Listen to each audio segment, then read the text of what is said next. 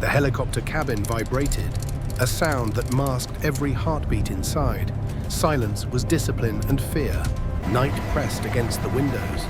Below AO-17 stretched like a wound in the earth, a city erased from maps. Red lights inside the fuselage bathed faces in a dull glow. Rifles rested across knees. Gear was secured tight. The sergeant moved his gaze, not speaking, only measuring resolve.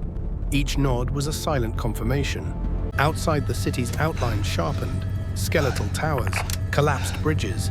It radiated hostility. A radio check rattled through static. The operator frowned. The interference was not natural. One soldier closed his eyes, whispering a name. Another tapped his rifle stock twice. Small gestures carried prayer. The youngest gripped his weapon too tightly, knuckles pale sweat pooling. He looked at the door. The descent began. Rotor wash carved dust spirals below. AO-17 waited black and silent. In that moment before boots touched ground, we believed orders meant safety. We were already ghosts. Boots hit the surface of AO-17 with a hollow echo. Dust rose in slow spirals. Silence swallowed the team. The landing zone was a shattered parking lot. Cracked asphalt, burned out vehicles. Nothing moved. Raven 2 spread into formation. They called us Raven 2. Rifles low. A designation Instinct without whispered history. unease. The city had sealed itself. Furniture stacked across doorways. Windows boarded from inside. The air smelled of iron and mildew. Walls bore stains. Soldiers tasted corrosion in their throats. Thermal optics showed residual warmth. The shape dissolved into static. A newspaper skittered across pavement. Only a single word remained legible: closed. In the first alley, handprints smeared across concrete, too small for adults, too high for children. The comms operator ran a check, frequency filled with whispers like syllables underwater. A boot shifted on broken glass. The crack echoed too long, as if the city amplified mistakes. They reached an intersection where vehicles were abandoned mid-turn. It looked less like retreat and more like vanishing. On one dashboard, a wristwatch lay frozen at AO-214. The second hand bent backward. Shadows stretched unnaturally. Light poles bent at strange angles. Wires hummed with a current that had no source. The sergeant marked a building for overwatch. A single corridor inside was swept clean. Orders were clear: avoid unnecessary engagement. Yet the team felt the pull of the unknown behind that door. From the rooftop, the city stretched in grey silence. No birds, no wind. But in one window, 3 blocks away, a curtain shifted. Slowly. No signature appeared on thermal. Down below, the medic noted graffiti spirals intersecting lines. Not language, yet structured. Water pooled in gutters. The smell was chemical. Soldiers avoided it. Instinct outweighed design. A half-collapsed church tower leaned across the street. Its rusted bell trembled, though there was no wind. The radio cracked with a female voice repeating numbers. No source identified. The signal came from above. The sniper scanned rooftops, nothing but steel and concrete. The numbers ceased. Silence was heavier than sound. A plume of dust rose between buildings. It lingered too long, like something breathing beneath stone. The youngest of the unit gripped his rifle. His breathing came fast. The sergeant steadied him without words. They advanced into a plaza. Produce rotted into black husks. A child's shoe sat on a table, laces tied neatly. The sound of dripping water echoed. But there were no pipes, no drains. The medic felt drops on his helmet. It was dry. Movement on motion sensors, and outline darting between pillars. Too fast for human stride. Nothing left on follow-up sweep. The squad paused. Every small sound felt like a violation in this silence. In one stairwell, the stairs collapsed. At the bottom, a faint light glimmered. A secondary anomaly. Crows should have circled corpses. None appeared.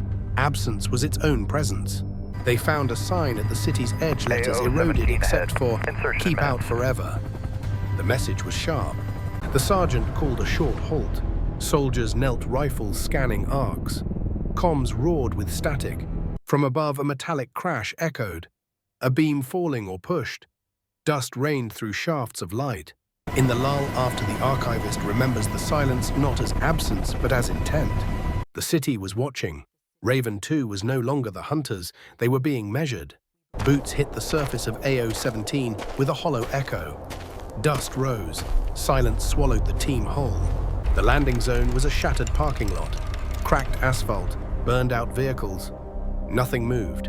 Raven 2 spread into formation. Rifles low, instinct whispered unease. The city had sealed itself. Furniture stacked across doorways, windows boarded from inside. The air smelled of iron and mildew. Walls bore stains. Soldiers tasted corrosion in their throats. Thermal optics showed residual warmth. The operator switched filters. The shape dissolved into static. A newspaper skittered across pavement. Only a single word remained legible: closed. In the first alley, handprints smeared across concrete, too small for adults, too high for children. The comms operator ran a check.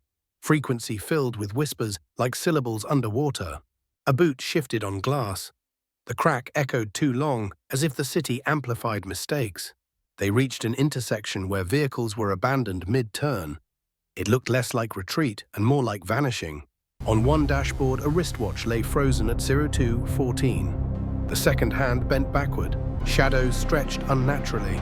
Light poles bent at strange angles.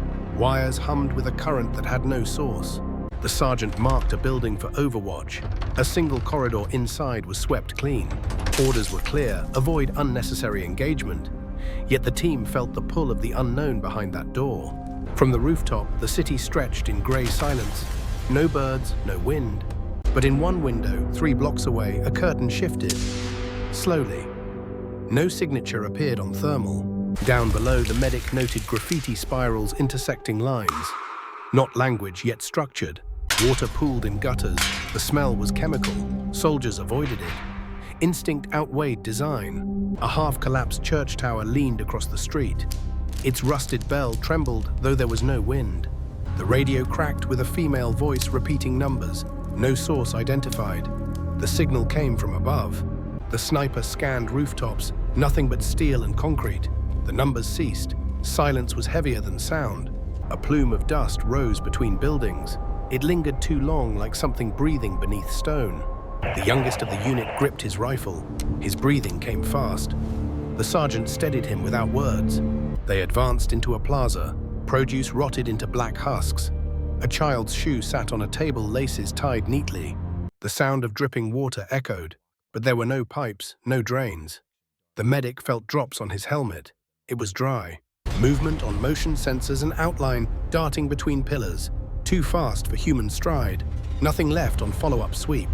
The squad paused. Every small sound felt like a violation in this silence. In one stairwell, the stairs collapsed. At the bottom, a faint light glimmered, a secondary anomaly. Crows should have circled corpses. None appeared. Absence was its own presence. They found a sign at the city's edge, letters eroded except for "Keep Out Forever." The message was sharp. The sergeant called a short halt. Soldiers knelt, rifles scanning arcs. Comms roared with static. From above, a metallic crash echoed. A beam falling or pushed. Dust rained through shafts of light.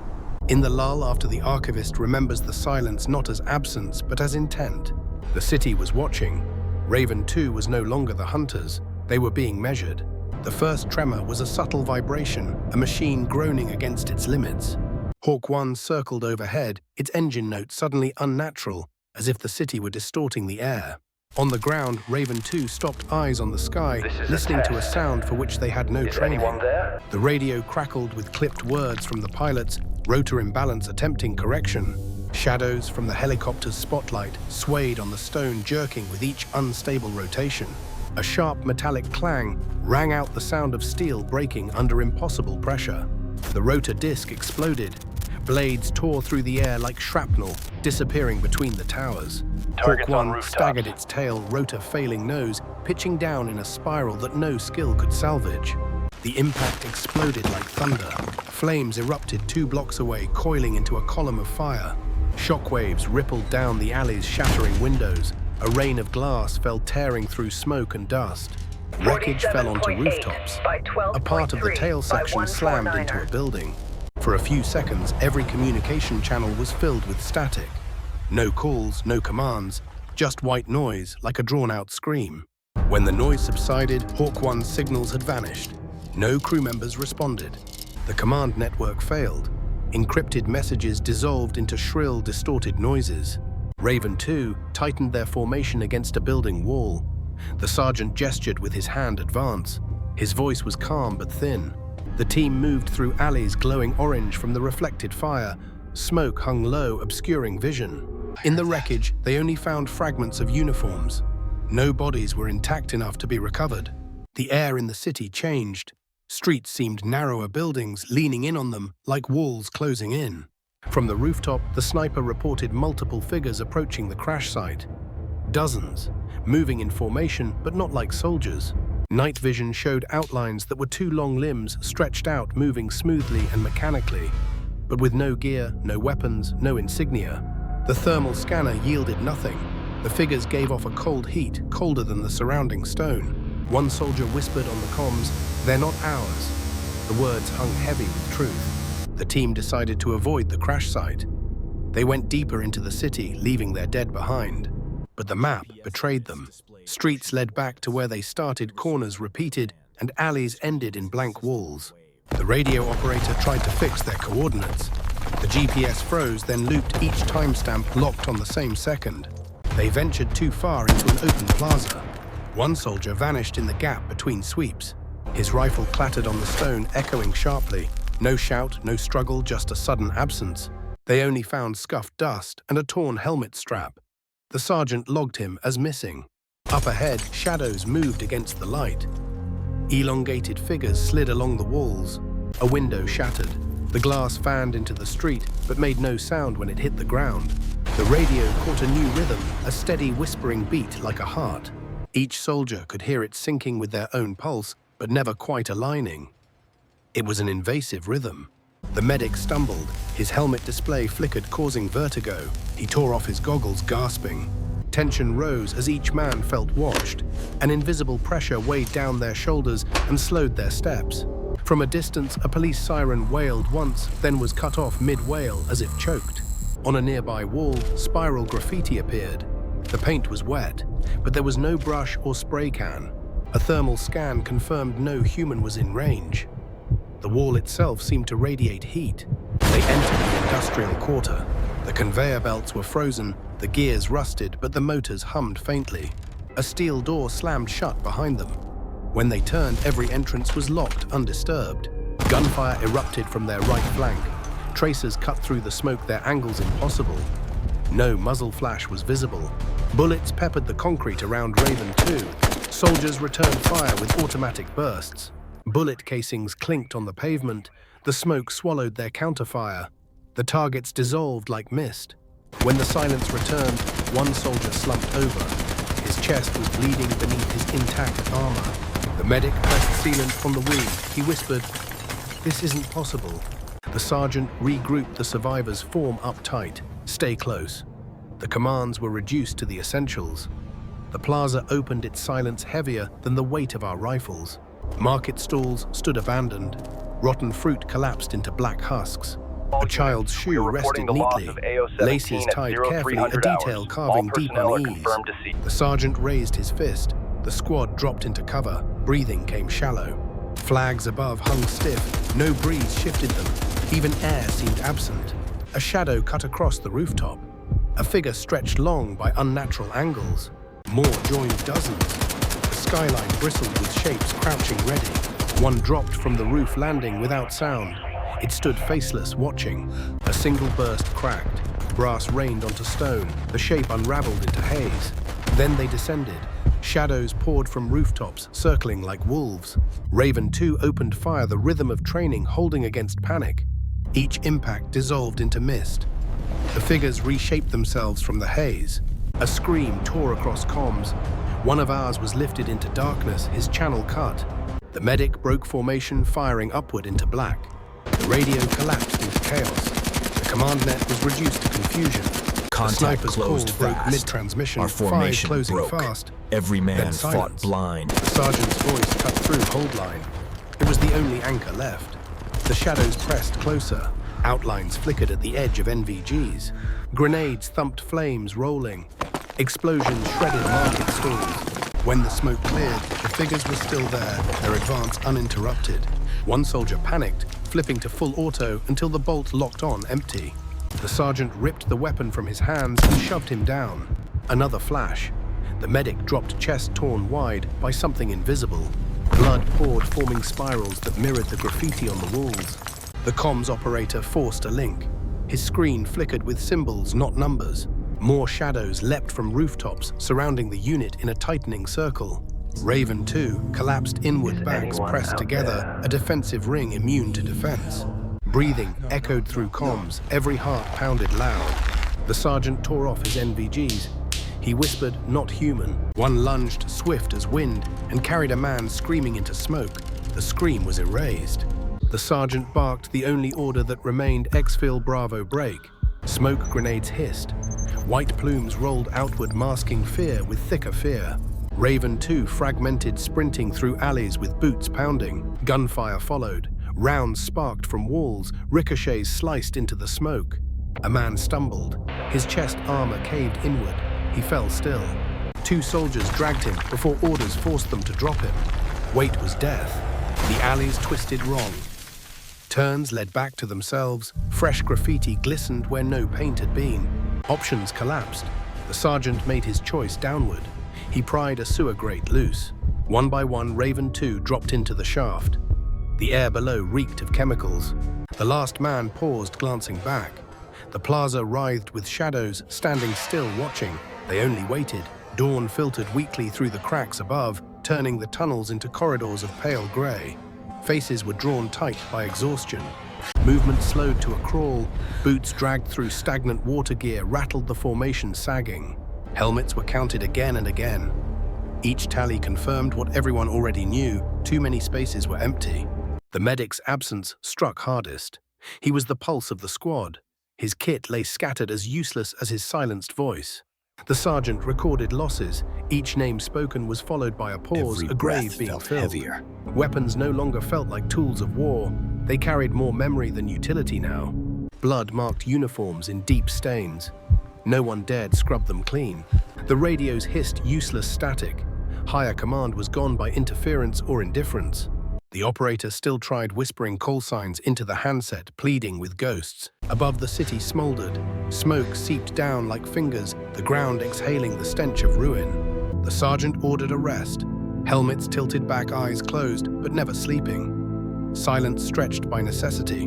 One soldier passed a dented flask. Each sip was for ritual, a communion for those who would never drink again. Conversation was absent. The figures in the plaza remained in unspoken memory. The youngest stared into the dark. His lips trembled, his rifle cradled tight like a talisman. Every survivor carried wounds. The truer story was told in their slumping shoulders and thousand-yard stares. The city groaned above them. Concrete shifted, metal rang, as if AO-17 was aware of their intrusion. When they emerged from the sewer grate, dawn blinded them. The weight was less Streets body looked than unchanged. The crash site smoldered. Hawk 1's remains lay twisted in ruin, blackened steel. No scavenger touched it. No dogs, no crows. Nature feared its contamination. The stench was chemical and human. The survivors passed without slowing, refusing to grant detail to memory. One soldier tore a patch from his sleeve and set it down near the wreckage, a marker for men erased. The morning air was empty. No birds, no insects. Silence clung to the ruins like a second skin. The sergeant opened his battered notebook. Over 70% casualties. The pencil almost tore the page. In official records, the entry would read mechanical failure. The nightmare would be a footnote. The survivors understood. Truth would be scrubbed away. Paperwork would sterilize their ordeal.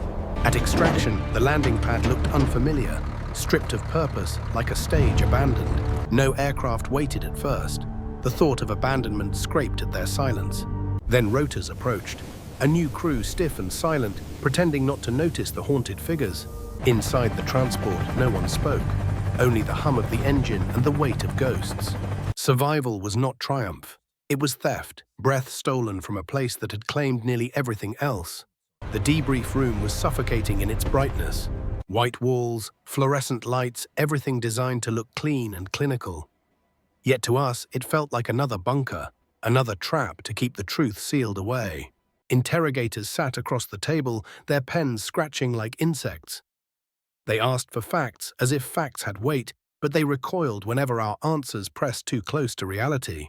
When the sergeant described the figures gliding along the rooftops, the officer paused, drew a line through the statement and turned the page without comment. The spiral graffiti was mentioned, the same patterns seen bleeding across walls and pooling in blood. The photos we brought back were dismissed as light flares and distorted exposure. The youngest survivor tried to explain the sound voices breaking through the radio, not in words, but in pulses that throbbed like another heart inside his skull. His voice cracked and they wrote down nothing. Every paragraph in our draft mentioning the heartbeat signal came back to us drowned under thick black ink. Entire pages vanished into silence between redactions. When we demanded clarity about our missing men, the language they used was mechanical, presumed lost equipment, malfunction unrecoverable. There was no mention of hands dragging them into smoke. One survivor insisted that streets bent against the map, that geometry itself folded in on us. His testimony was labeled stress-induced disorientation and never reached the official log. The medic's name was gone from the manifest. Not listed KIA, not even MIA. It was as if he had never boarded the helicopter at all. Hawk 1's crash was logged as rotor failure. There was no word of figures converging on the wreckage, no acknowledgement of the swarm that followed. Thermal images we collected showing human-shaped voids colder than stone were locked into a restricted file. We were told they did not exist. The sergeant requested historical maps of AO-17 to learn what stood there before. The answer was a shrug that sector does not exist under that designation. Satellite photographs that showed faint heat sources in empty streets were erased from archives. The new file held only blank grids marked corrupted. Radio logs with the female monotone voice repeating numbers were filed as electrical interference. Later, the recorder itself went missing, signed out by no one. Every man carried memories vivid as blood on their hands. Yet in the official record, those memories were replaced with empty lines. Sleep became no refuge. In our dreams, the plaza returned. The sound of boots on stone echoed behind us, though no one followed. The youngest woke screaming in the barracks. He said someone was counting names in the dark, names not ours. One morning, a survivor found spirals etched into the paint above his bunk. The lines were wet, glistening black. He scrubbed them off in silence. Weeks later, the sergeant received a sealed folder. Inside was one sheet of paper stamped in red, "Operation concluded." No further inquiry, nothing else. We understood then. The truth was not to be recorded. It was to be erased, buried under bureaucracy and silence. What remained were small relics, a torn sleeve patch, a dented flask, a notebook with names pressed so hard into paper that the scars tore through. These relics were truer than the reports. They carried the weight of men who had lived, fought, and disappeared. Official memory cleansed AO-17 into a blank sector. Unofficial memory carried its ghost forever. Questions remained like barbed wire in the mind. Who painted the spirals? Who transmitted the numbers? What watched us from the rooftops? No answers were ever given, only silence deliberate and suffocating from those who chose ignorance over acknowledgement. The archivist recalls that the greatest wound was not what was seen but what was denied. The act of erasure itself cut deeper than shrapnel. Each survivor carried the mission inside them, a fragment of glass lodged beneath skin. It bled in small ways every time they breathed. AO-17 is still marked on no maps. It survives only as coordinates whispered between those who were there, a blank space bordered by silence. And the last truth is this survival was not freedom. It was a sentence, to carry unanswered questions forever sealed in black ink.